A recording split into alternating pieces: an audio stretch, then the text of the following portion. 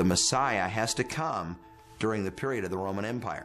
It's only in that narrow window of time when the Roman Empire rules the world that crucifixion is the means of execution, and Jesus comes at the right time, dies the right way, in fulfillment of those prophecies.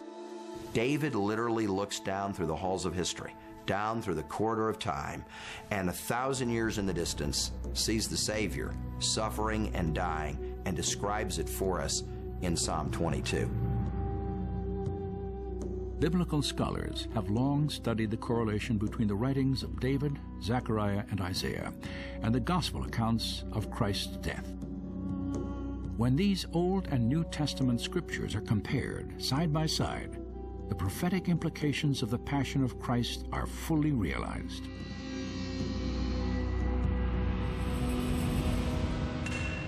A band of evil men has encircled me. They have pierced my hands and my feet. And they nailed Jesus to a cross. To intensify the pain of crucifixion, Roman soldiers attached victims to the cross by driving spikes 5 to 7 inches long through the hands or wrists and feet. Like David, the prophet Zechariah foretold the wounds created by this torture centuries before the nails ever pierced Christ's body. They will look on me, the one they have pierced, and mourn for him as one who mourns for an only child.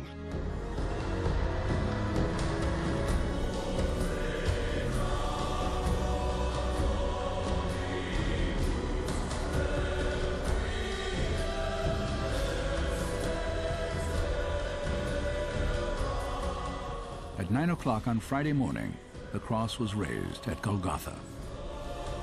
Pilate had a notice attached above Christ's head proclaiming the charge against him in 3 languages. Jesus of Nazareth, the King of the Jews.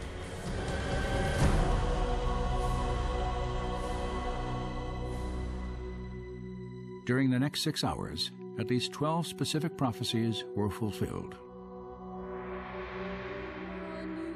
He poured out his life unto death, and was numbered with the transgressors. They crucified 2 thieves with him, one on his right and one on his left.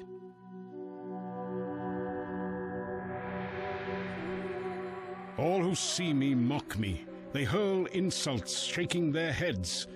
He trusts in the Lord. Let the Lord rescue him. Those who passed by hurled insults at him, shaking their heads and saying, "He trusts in God. Let God rescue him now if he wants him."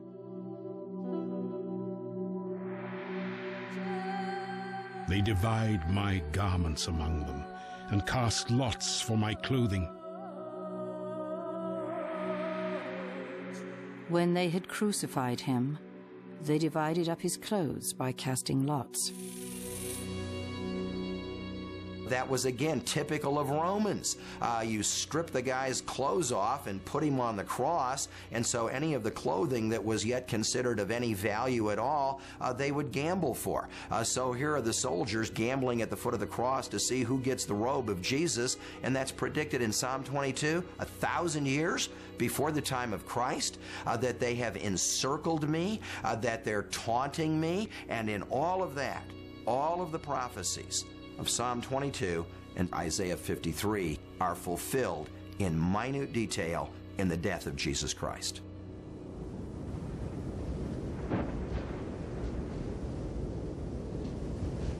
At noon, the 6th hour by Jewish reckoning, the divine judgment of God echoed over Jerusalem through the forces of the natural world. In that day, declares the Lord, I will make the sun go down at noon and darken the earth in broad daylight. From the 6th hour until the 9th hour, darkness came over all the land. As the skies darkened and the temperature dropped, Jesus, nearly dead from loss of blood, summoned his last reserve of strength to call out to God, as messianic prophecy again came to fruition.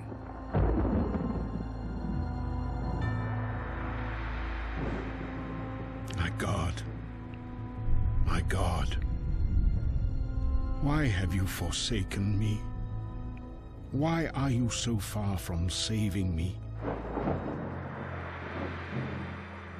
About the 9th hour, Jesus cried out in a loud voice, my God, why have you forsaken me?"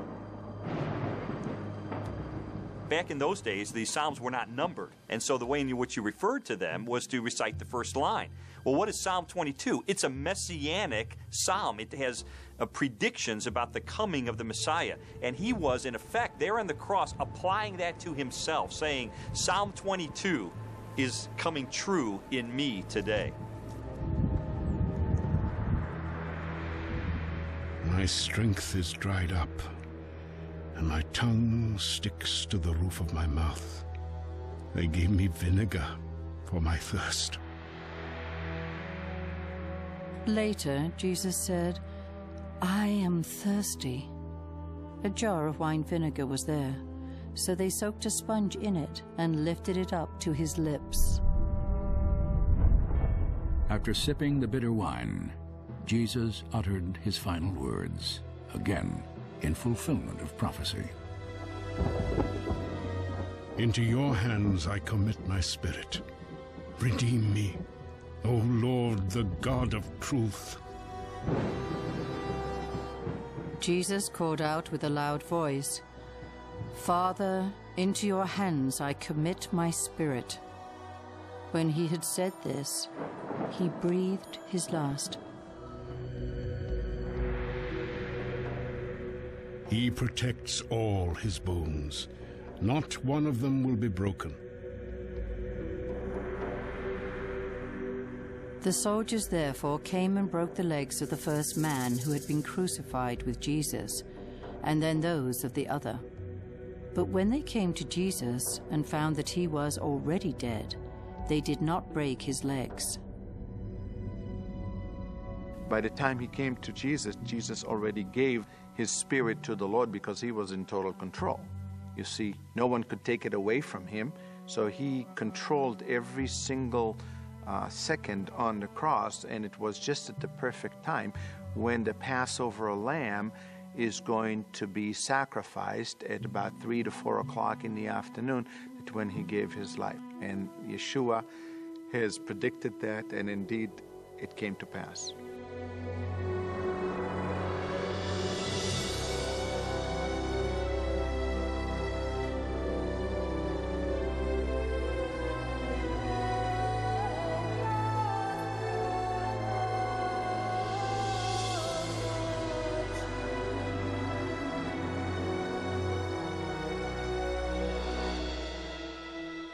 As evening approached, there came a rich man from Arimathea named Joseph, who had himself become a disciple of Jesus.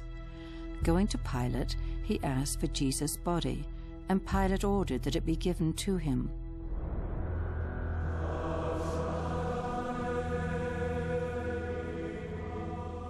So Joseph bought some linen cloth, took down the body, and wrapped it in accordance with Jewish burial customs.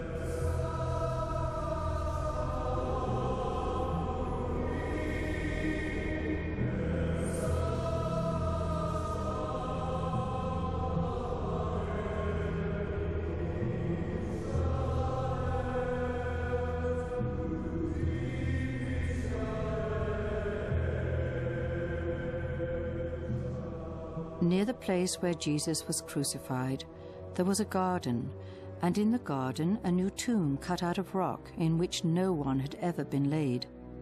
They placed Jesus there, and then rolled a stone against the entrance of the tomb. Through the influence of Joseph of Arimathea, a man of wealth and a follower of Christ, the final prophecy of the Passion was fulfilled. And they made his grave with the rich at his death.